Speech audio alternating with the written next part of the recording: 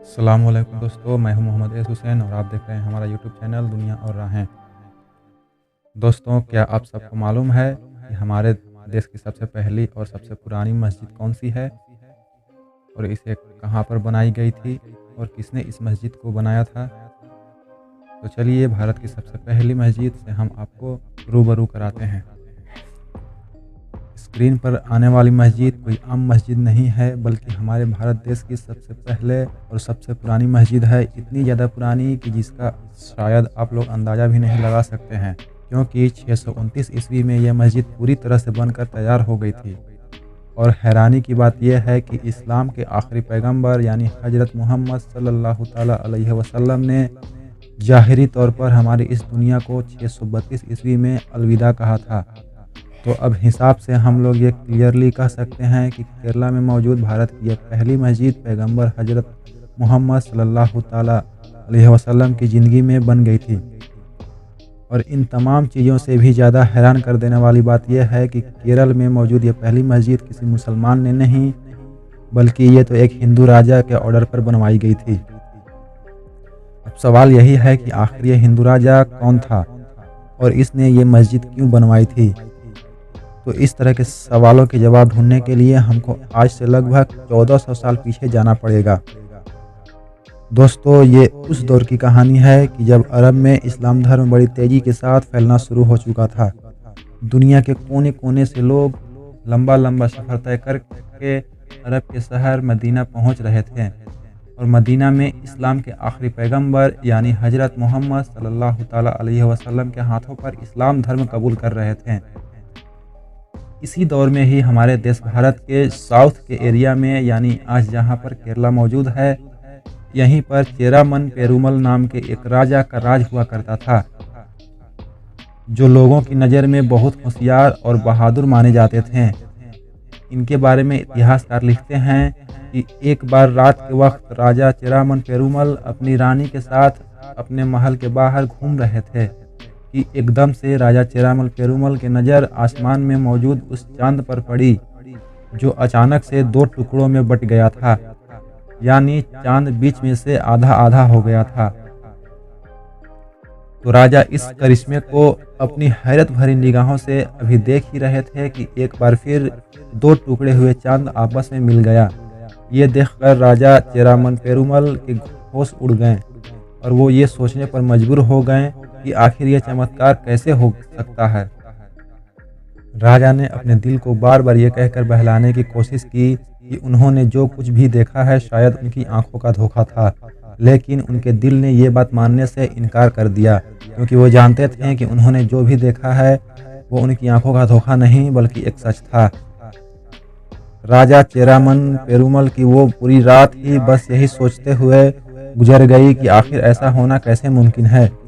दोस्तों, अगले दिन राजा जैसे ही अपने राज दरबार में पहुंचे, उन्होंने सबसे पहले अपने इलाके के सभी ज्योतिषों और विद्वानों को बुलवाया और उन्होंने सभी विद्वानों के सामने अपनी रात वाली इस घटना का जिक्र किया और उनसे कहा कि मुझे बताओ कि रात जो मैंने देखा है आखिर उसका क्या मतलब है। लेकिन सभी विद्वान और ज्योतिष मिलकर भी राजा चेरामल पेरुमल की इस पहेली का जवाब न ढूंढ सकें और राजा चेरामल की बेचैनी पहले की तरह ही बरकरार रही। दोस्तों, आपको बताते चलें कि अरब के ताजिर यानी अरब के बिजनेसमैन भारत में इस्लाम धर्म के आने से भी बहुत पहले से आया करते थे। पूरी दुनिया की तरह ही अरब के लोग भी भारत आकर भारत की कीमती और मशहूर मसालों को खरीद कर अरब ले जाया करते थे और अपने अरब में जाकर उन मसालों को और ज़्यादा महंगा करके बेचा करते थे। लिहाजा जिन दिनों राजा चेरामन पेरुमल इस बात को लेकर परेशान थे कि आखिर चांद दो टुकड़े कैसे हो गए, उन्हीं दिन अरब का एक बड़ा काफिला मालाबार के तट पर पहुंचा।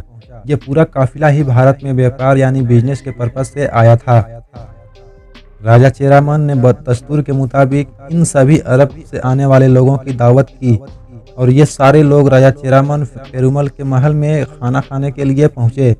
तो राजा चेरामन ने इन लोगों के सामने भी अपने उस रात की घटना का जिक्र किया और उन्हें बताया कि मैं किस तरह से चांद को दो टुकड़े होते हुए देखा था।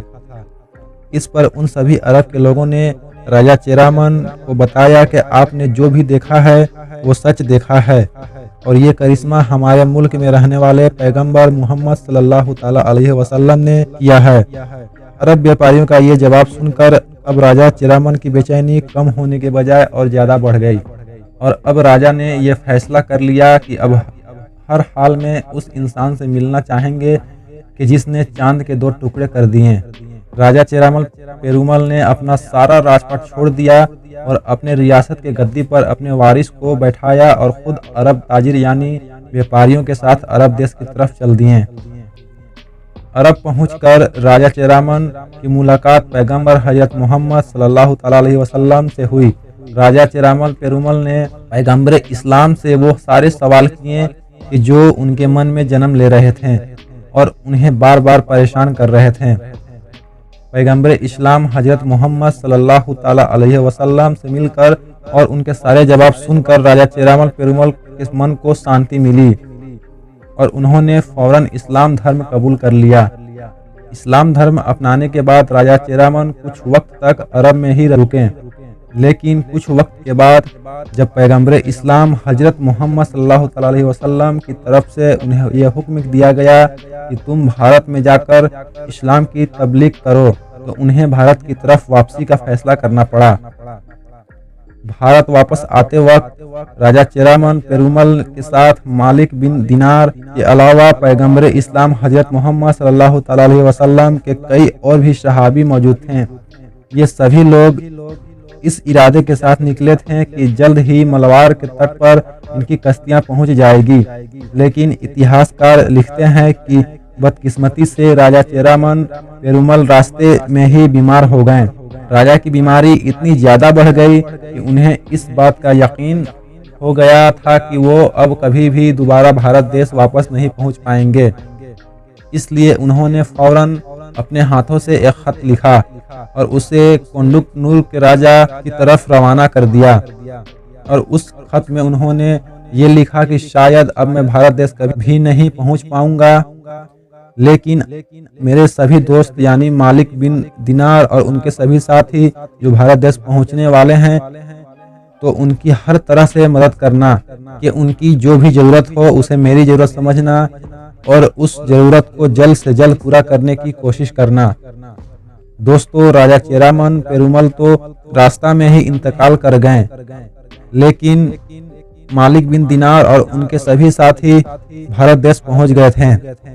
कोंडुकनूर के राजा ने भी खत में लिखी हुई बातों के मुताबिक मालिक बिन दिनार की हर तरह से मदद की और यही वो राजा था कि जिसने भारत के पहली मस्जिद बनाने का ऑर्डर जारी किया था, जिस मस्जिद को मालिक बिन दिनार के निगरानी में बनाया गया था और इस मस्जिद को नाम दिया गया था चेरामन जामा मस्जिद। और खुशकिस्मती से आज भी इस मस्जिद का यही नाम है, यानी इस मस्जिद का नाम ही भारत के पहले मुसलमान के नाम पर रखा गया था।